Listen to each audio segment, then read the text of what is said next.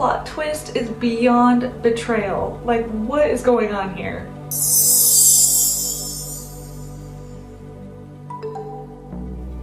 Hi everyone, welcome to Learning God's Guidance 5678 with Audrey here. Thanks for joining me today. We are in Genesis 27. We're reading the Bible from beginning to end. We're on chapter 27 and it's a long one, so I'm going to dive in right away. Let's get to it. I'm going to give my takeaways as we go. Okay, Isaac blesses Jacob. When Isaac was old and his eyes were dim, this is the ESV version by the way, and I'm not wearing my glasses, so I'm like, it's okay.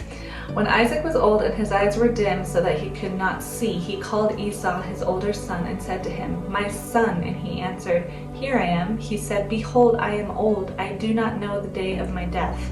Now then, take your weapons, your quiver, and your bow, and go out to the field and hunt game for me. Then prepare for me delicious food, such as I love, and bring it to me so that I may eat, that my soul may bless you before I die." Okay, so he's giving these very clear instructions to Esau. Go get me some food, bless me so I can bless you before I go. Now Rebekah was listening when Isaac spoke to his son Esau. We have an eavesdropper. She's probably like, what's happening? So when Esau went to the field to hunt for game and bring it, Rebekah said to her son Jacob, "I heard your father speak to your brother Esau. Bring me game and prepare for me delicious food, that I may eat it and bless you before the Lord before I die. Now, therefore, my son, obey my voice as I command you." Okay, so she's relaying everything she just heard to Jacob. "Go to the flock and bring me 2 good young goats, so that I may prepare from them delicious food for your father, such as he loves. And you shall bring it to your father to eat, so that he may bless you before he dies." What?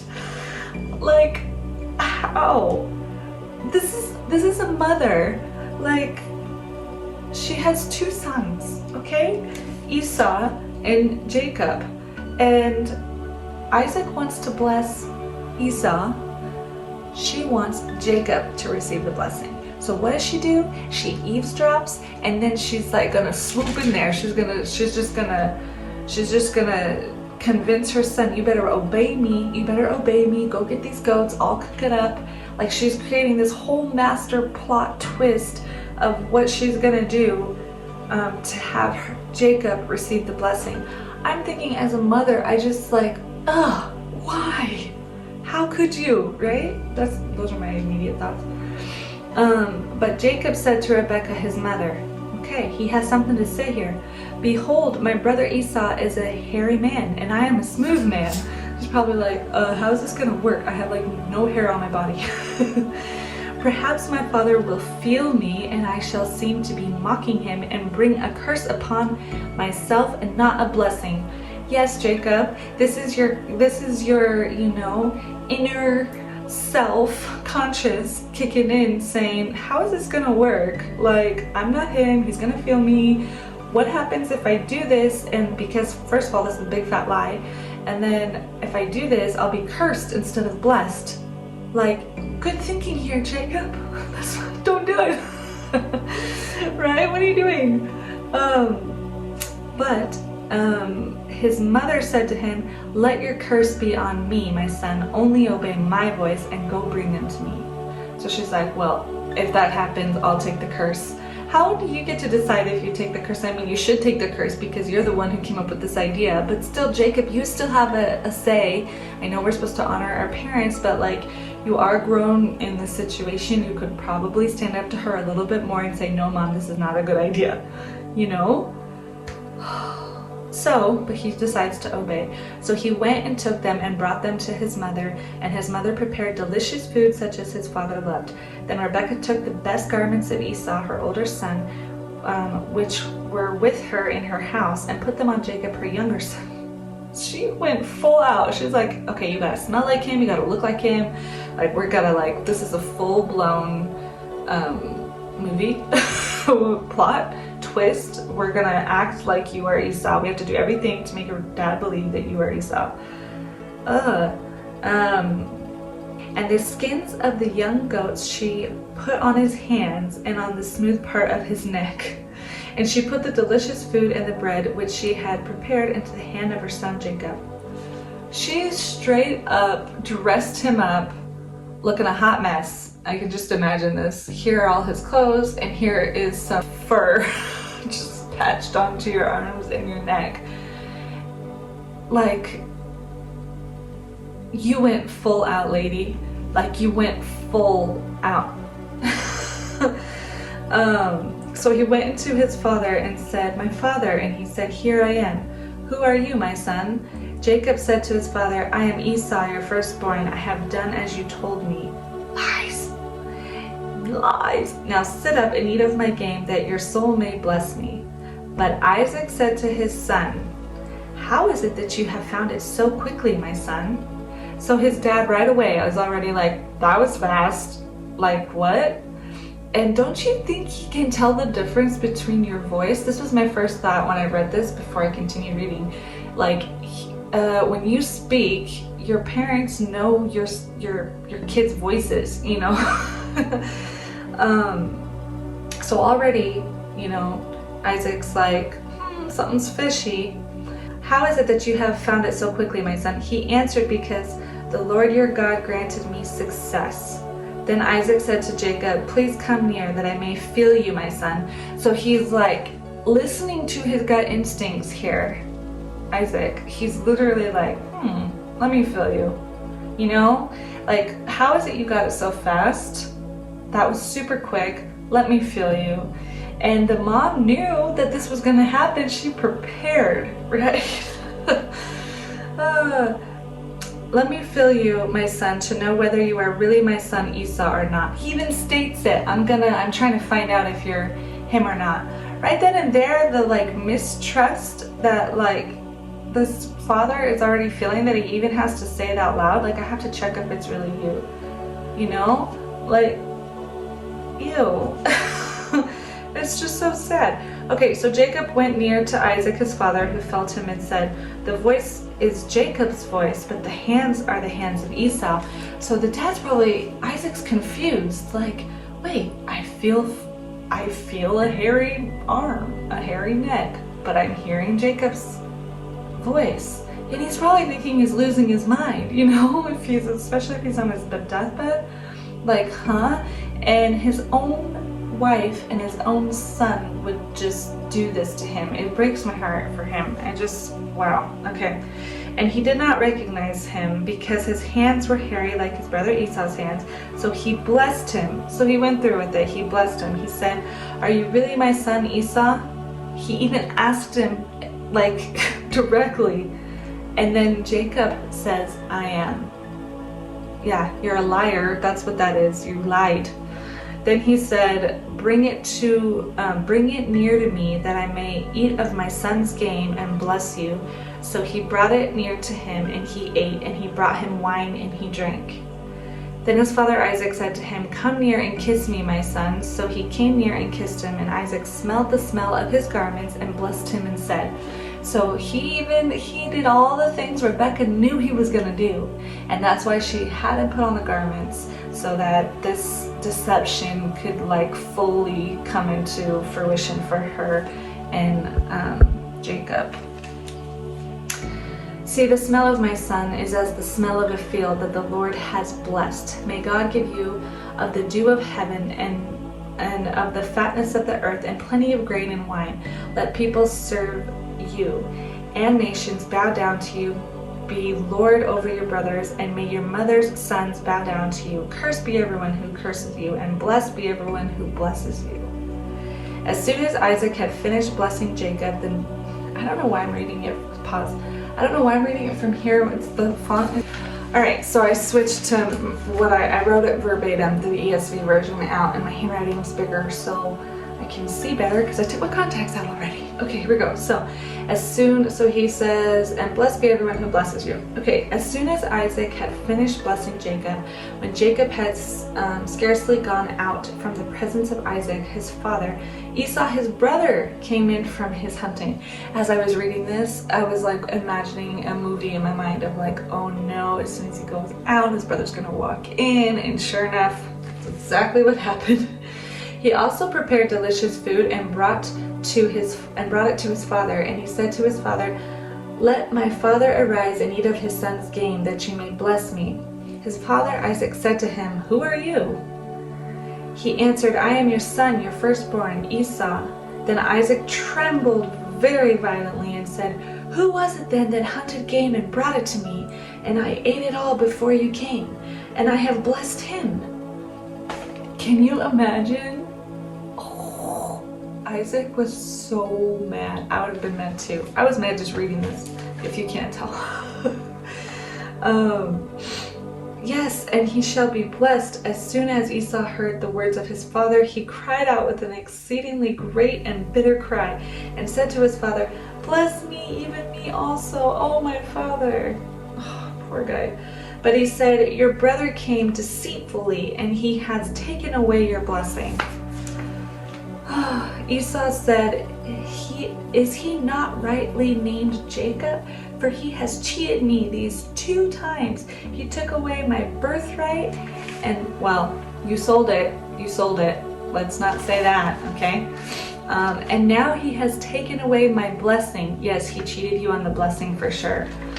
But on the birthright, go watch the previous video on that chapter. I believe it was this. You'll see the title. Anyway, then he said, "Have you not reserved a blessing for me?" Isaac answered and said to Esau, "Behold, I have made him lord over you and all his brothers, and I have given to him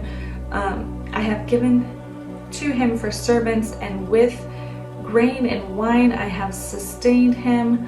What can I do for you, my son?" Esau said to his father, "Have you but one blessing, my father? Bless me, even me also, oh my father." And Esau lifted up his voice and wept. I could just cry reading it again, because I'm just like, I can feel his desperation, it's just so unfair for him, right, that this happened. And all because of his mom planting this seed to his brother. And then his brother accepting it and doing it and following through with such deceitful behavior. And then he realizes there's like nothing he can do now, Esau. Like, there's nothing my father can do for me here. He gave the blessing away. So he's just crying, like weeping, like I would too. I could right now. Then Isaac his father answered and said to him, "Behold, away from the fatness of the earth shall your dwelling be, and away from the dew of heaven on high. By your sword you shall live, and you shall serve your brother. But when you grow restless, you shall break his yoke from your neck." So part of me, when I was reading that first part, I was like, no, what? You're gonna like make him serve his brother after this? Why would you not do another blessing for him? You know, I had all these thoughts of like, you were deceived, like he lied to you. Why can't you give another blessing to what you wanted to do for Esau? Why can't they both be blessed? I don't know. And so when he said, "When you grow restless, you shall break his yoke from your neck," I was like, okay, at least he has that, right? Now Esau hated Jacob because of the blessing with which his father had blessed him. And Esau said to himself, "The days of mourning for my father are approaching. Then I will kill my brother Jacob." So he's going to wait till his dad passes and then kill his brother. But the words of Esau, her older son, were told to Rebekah. So someone heard it and told his mom. So she sent and called Jacob, her younger son, and said to him, she's always just, finding out news and then telling Jacob, but to save her son's life. So this is good. We don't want anybody killing anyone, right? So she sent and called Jacob her younger son and said to him, "Behold, your brother Esau comforts himself about you by planning to kill you. Now therefore, my son, obey my voice." Again, once again, obey me. "Arise, flee to Laban my brother in Haran and stay with him." Flee to Laban with my brother in Haran and stay with him a while, until your brother's fury turns away, until your brother's anger turns away from you and he forgets what you have done to him. What you have done, why don't you say what we have done to him? Then I will send and bring you from there.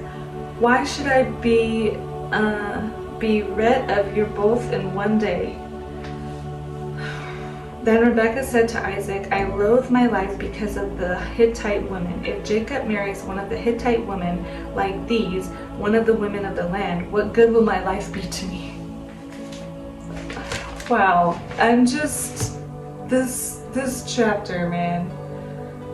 So now, because of his deceit, of Jacob's deceitful behavior, he gets pushed out of town because his brother has revenge, right? So she's like, "You need to go away till he's not so mad."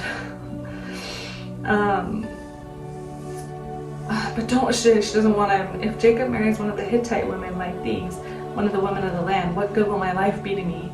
Dang, this woman. I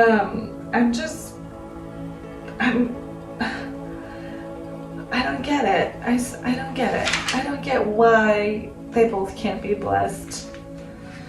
But God knew from the beginning that they were going to be divided and that he was going to bless Jacob. So maybe because, that was God's plan from the beginning, all of this had to happen for that to happen. But it's just heartache for Esau and for Isaac. And I just feel like there could have been a better way to go about it. No? I don't know. There's a lot in here, and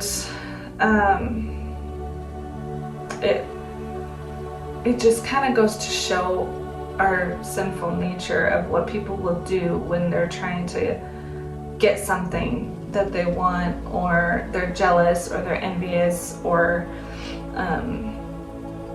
maybe they don't have the courage to stand up to their parent, even though what they know they're being asked to do is wrong, and then the consequences that come with that when people get really upset, and so just like, I just thought the whole chapter, like, there could have been a better way, I don't know, to get Jacob to be blessed, but this was hard for me to read, to be honest. I didn't like how it made me feel. Just gonna be honest, but I'm sure when I get to some future chapters I will have some challenges with my feelings. But what can we learn from it? Do the right thing, be honest, do the right thing, and have compassion for those that do get hurt or do get betrayed. And he's about to pass, Isaac, like that's how he's gonna remember his last before he goes, is that he was deeply deceived. Like, it just breaks my heart, So yeah, on the flip side of all that, we can remember to be compassionate for people when they do get hurt. We can communicate, try to come to an understanding without acting on our impulsive behaviors. Yeah, I guess those are pretty good lessons to learn, right? So let me know what you took away from it. Comment below and we will dive into Genesis 28 in the next video. Also go check out my shorts where I am dancing to worship music and memorizing scripture through the power of dance, and just sharing everything about God that I'm learning on this channel, and that's why it's called Learning God's Guidance, right? So I'm a newbie to all this, and I'm just following the Holy Spirit's promptings, and I'm glad you're on this journey with me. So make sure you share, like, subscribe, all the YouTubey stuff, and I'll see you guys in the next video. Bye!